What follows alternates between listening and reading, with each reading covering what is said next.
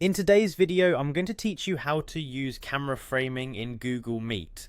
Whether you're presenting in a meeting, teaching a class, or simply catching up with friends online, having the right camera framing can make a big difference in how you and your ideas are perceived. So let's dive in and get you started on mastering this essential feature. First off, you'll want to go to Google Meet. Open your preferred web browser and type in meet.google.com, then hit enter. Once you're there, you'll see the option to either start a new meeting or join an existing one. For our purposes, it doesn't matter which option you choose, but if you're merely wanting to adjust settings for future meetings, you can do this without entering a meeting.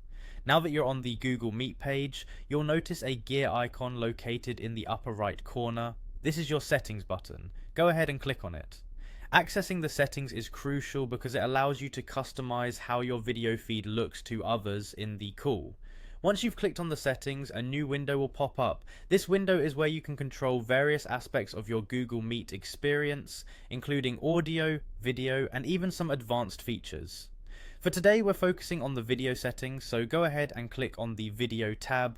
In the Video tab, you'll see several options to tweak your video settings. Here, you can select which camera you'd like to use, particularly handy if you have multiple cameras connected to your computer. You also have the option to change your resolution based on the quality you desire or what your internet connection can handle. Keeping the resolution lower can help if you have a slower connection or if you're experiencing lag during calls. Now, focusing specifically on framing, you can adjust your camera's position before you even start a call. Take some time to ensure your camera is at eye level and that you're centered in the frame. Good camera framing typically means your head and shoulders are visible with just a little bit of space above your head, ensuring you're not too close to or too far from the camera. Additionally, make sure the lighting around you is sufficient to show your face clearly. Natural light is often best, but lamps and overhead lights can work too. Avoid having bright windows or lights in the background, as this can cause your camera to compensate, making you appear in shadow.